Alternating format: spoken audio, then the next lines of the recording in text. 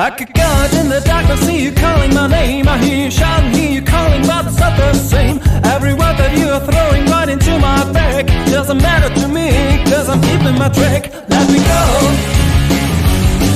let me go, let me go. Stop talking, let me go.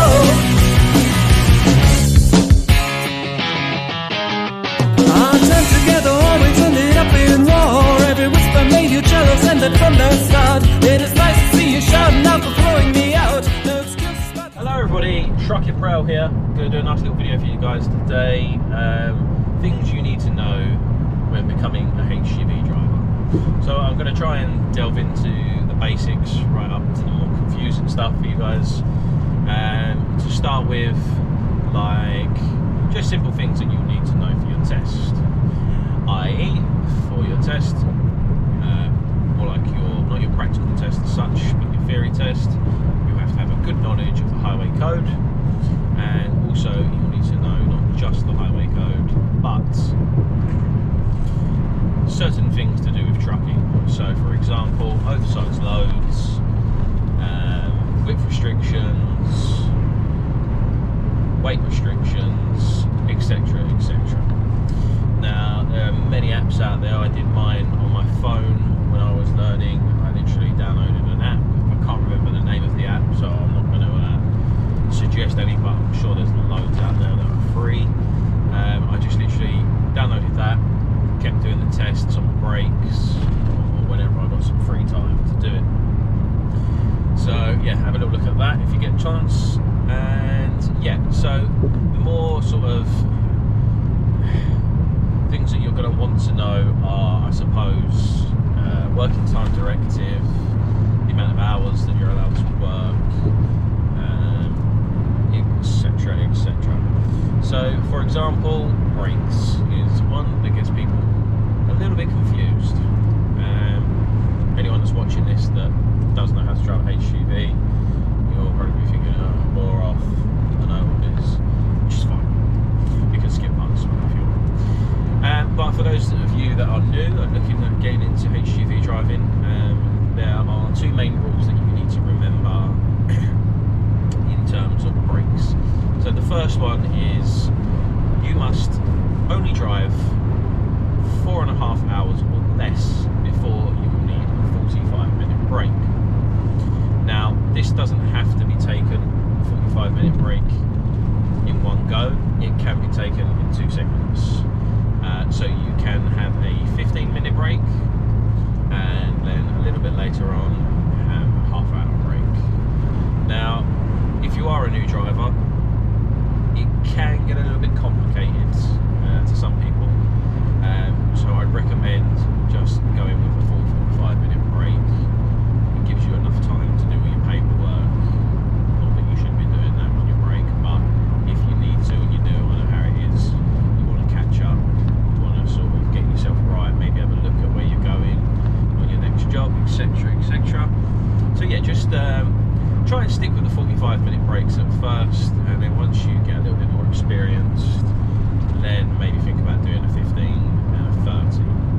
Now, what's the point of doing a 15 and a 30? Right, so first thing I will say is it has to be a 15-minute first and then a 30-minute later.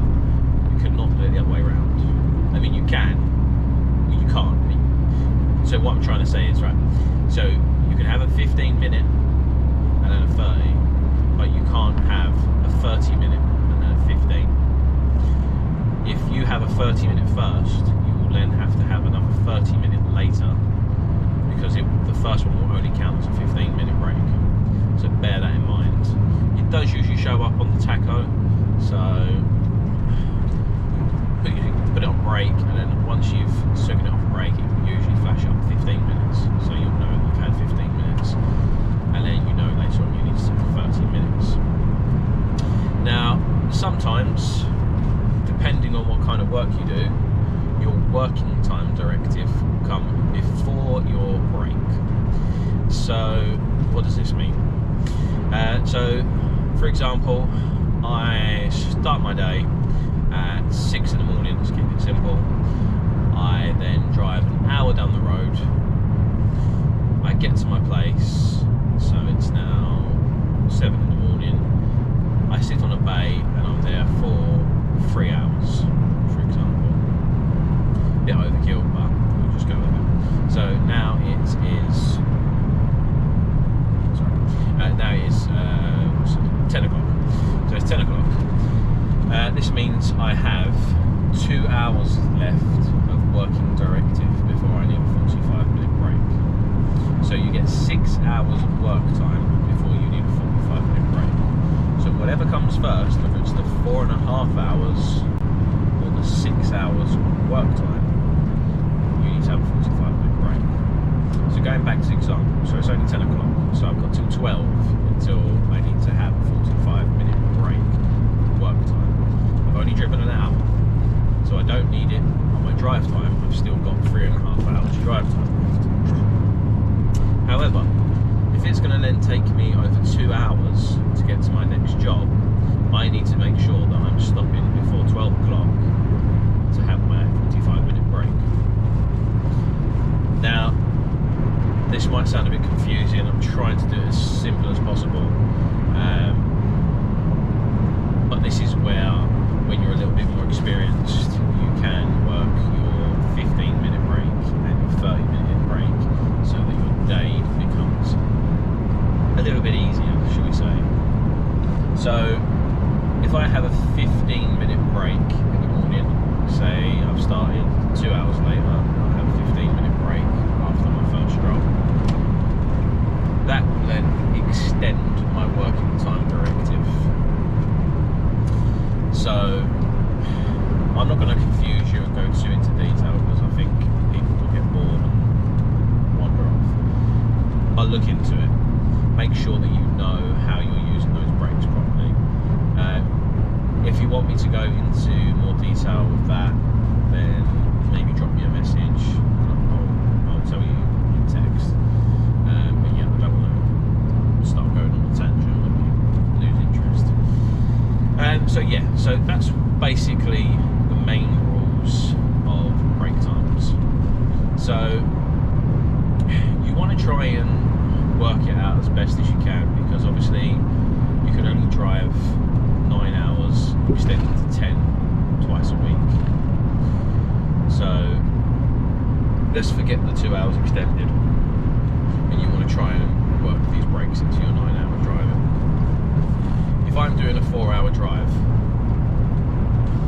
I want to stop at my next place before I get there, have a 45-minute break, get unloaded, and then I've got a 4-hour drive back. That way, I'm going to basically be maximising my hours rather than having a break here, having a break there, and then having to stop again on the way back, etc, etc. So these are the main little things that you need to look out for. I'm hoping I'm keeping this as simple as possible. I know it can get confusing. When I started, I was very lucky. I had a few people that were already in the industry that I could call on and ask the questions. But yeah, so if you're more of a beginner and you've not actually passed your test yet, let's just sort of go back to the basics. So you're allowed to work 90 hours every fortnight, and in between that you need to make sure that you've had. Hello, so I can't remember where I was at, but I was talking about stuff for beginners, and so delving into it a little bit deeper, common question, okay, is 15 hours you can only do blah blah blah, how can you do a 15-hour day? Right, so you shouldn't get planned for more than a 12-hour day company.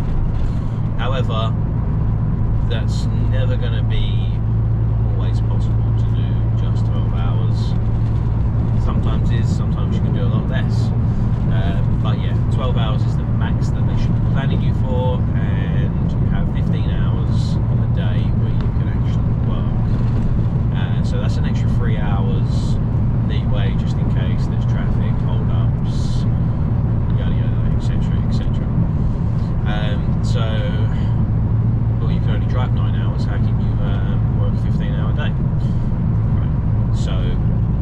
obviously, as a lorry driver, you don't just drive all day.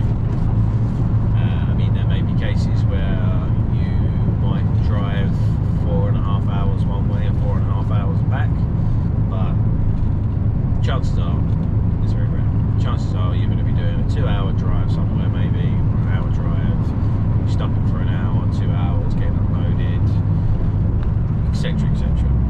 So basically what you're saying is there's 9 hours in a day where you can drive, but there's 15 hours in a day where you can work.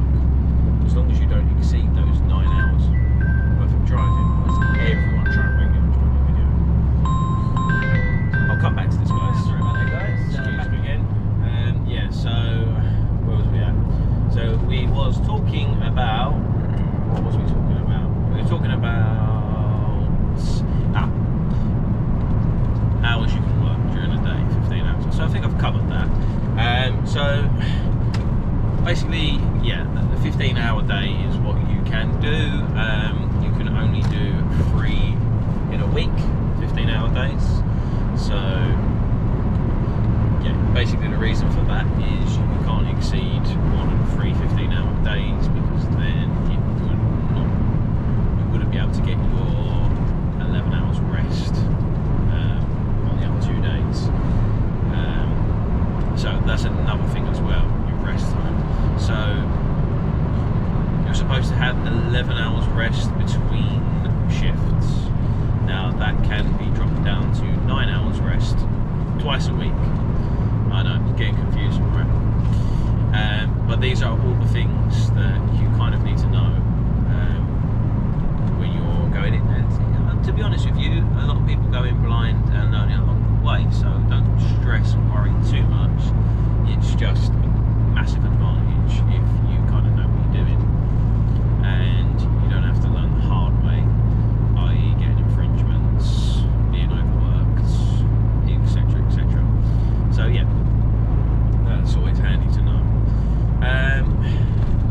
Now, as far as getting into HGV driving, I'm not too sure with class 2, but I know with class 1 it's definitely a massive advantage if you are 25 or over.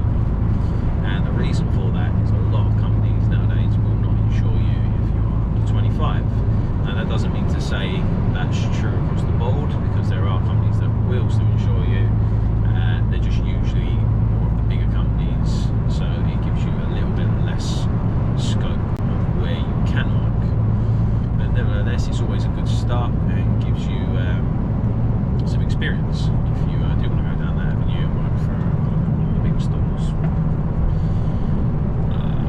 Yeah, you know, all the supermarkets, etc, etc. But then even some of them may be 25. With the current climate, I think it is becoming less picky, as obviously there is a massive HGV shortage at the moment. HGV driver shortage, should I say. So yeah, you can get yourself into one of them, get a bit of experience. You might even like the job and stay. But yeah, in my experience, I prefer working for not so much the little companies, but companies where you're sort of, I like the sort of environment where you kind of know most people and you can kind of build up a relationship and you're not just a number. But some people like to be just a number because they like to sort of stay hidden, out of the way, outside, out of mind, that sort of thing. It depends on what kind of person you are, really. So I'm hoping that this helps you guys. There are some more things that I might go over in a little while. I'm just currently heading over to Denham, so I'm going to have a little think about little things that I would have liked to know before getting my HGV licence, and I may add them in, I may not, depending on if I can think of anything, obviously. So yeah, if this is helpful, don't forget to smash us a like, subscribe, and even share it if you like. Maybe you're on a page that's, I don't know, advice for other drivers or whatever. Just yeah, give it a little share. Hopefully I can help a few more people. There are a lot more videos videos on my channel about certain aspects of driving, pros and cons of the industry, pros and cons of agency and working for an employee. So have a little look through my channel if you see them. I think there is a little category, pros and cons. So yeah, you can check that out. Yeah, maybe I'll see you in a minute. Maybe I won't. See you in a bit. Hello everybody. So I am playing with fire tonight. So tonight, this evening, whatever you want to call it. I am on bloody sex toy in the window there. Anyway, distractions. So yeah, I'm playing with fire basically. What do you mean? Basically, I have left Denham. I've had a 15-minute break. I've got an hour and a half to get back to the yard. I'm on 3 hours and 3 minutes of drive time. And it should take me about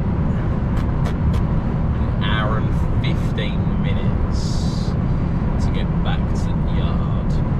That's with no traffic. So, excuse me. So yeah, with no traffic, I should be okay.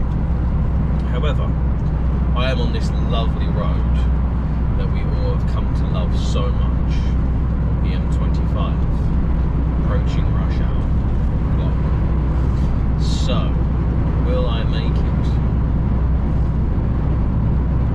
I mean, I've been coming back from this point before and it's taken me 3 hours. So, fingers crossed, all goes well and there's no incidents. But this is one of the joys of being a HGV driver. You just never know. So yeah,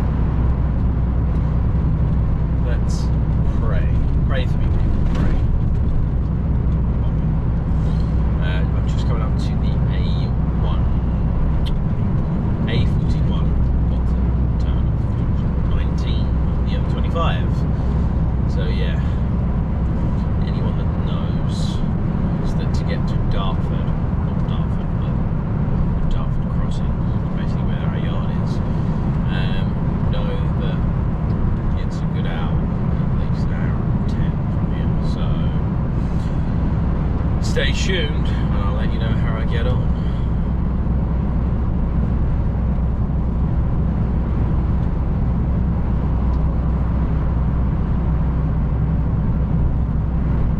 I'm a bit excited today. I think I've had a little bit too much caffeine.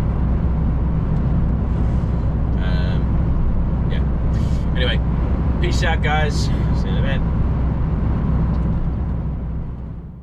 Am I running out of driver's time to get back to the yard? You're gonna love this one. Just come up on the dashboard, top up AdBlue. Now it's in the red. I'm hoping that it will get me back to the yard because the yard is where we get our AdBlue.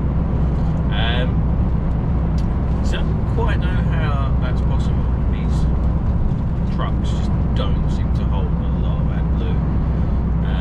I seem to fill it up like every 2 days, which seems kind of mad because the old trucks that I used to drive, the black trucks that I used to drive, I've seen in my videos, used to hold 60 litres. These ones, not too sure, probably 20 litres if I'm lucky. And yeah, I don't know. I do have a can of AdBlue in one of my side pockets. Problem is, I'm on the M25 and there's nowhere to pull over. Well, until I get to South Mims. But then I'm probably going to run out of drive time because I'll be stopping and then I'll catch all the traffic. So we'll see how it goes. Wish me luck. Traffic wasn't as bad as I thought it would be. We made it back. Look at that. 4 hours and 11 minutes. 19 minutes remaining. Not Not too bad, is it? Could have been worse if I caught traffic. Anyway, thanks for watching, guys. If you liked the video, don't forget to hit the like, subscribe, and yeah, see you on the next one. Bye bye.